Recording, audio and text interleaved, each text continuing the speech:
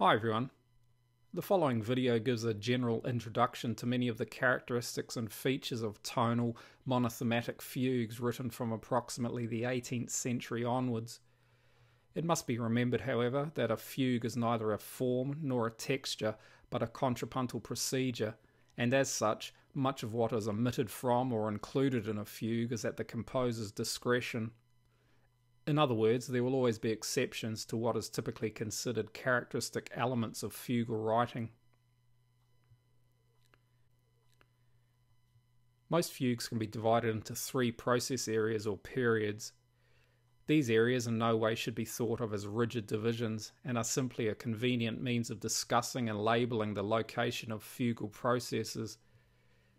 The first area, designated in 1825 by Anton Reicher, is the exposition, where the subject is introduced in all parts. The word subject can refer collectively to the combination of a fugue's subject and answer strands, or only to the subject strand, which is then followed by the answer. Typically, context should determine which definition is being used.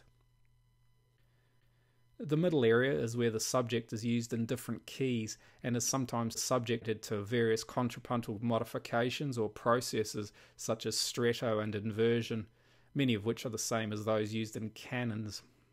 And the concluding area is where the initial key is re-established, often with a return of the subject in that key.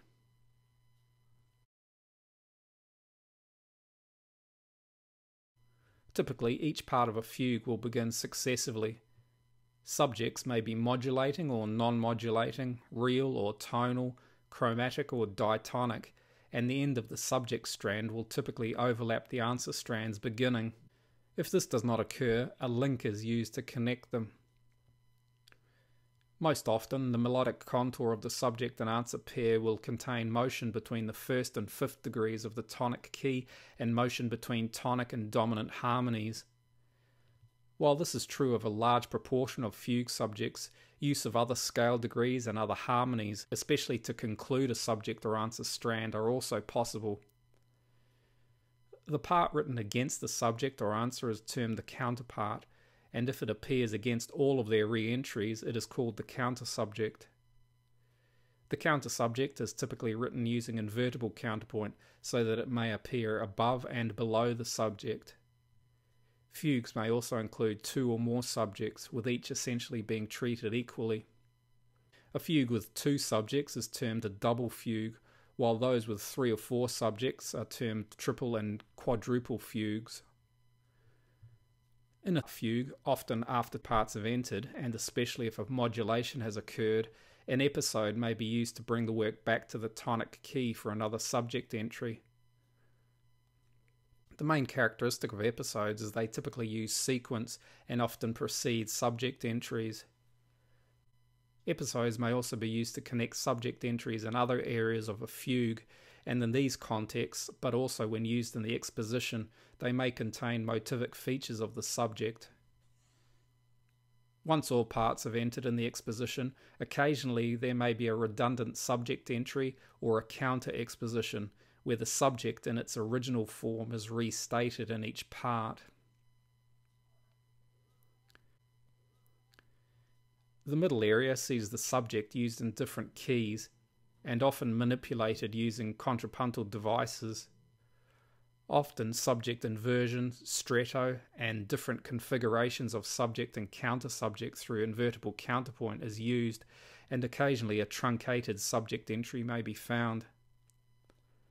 As mentioned earlier, during the middle area, episodes will often contain elements of the subject or may introduce new elements. Through the middle and concluding areas, each subject re-entry must maintain the subject's initial metric location used in the exposition. In other words, an initial entry on a weak beat or weak part of a beat or strong part of a beat must be replicated throughout. The concluding area sees a return to the fugue's tonic key and may include a subject entry in that key.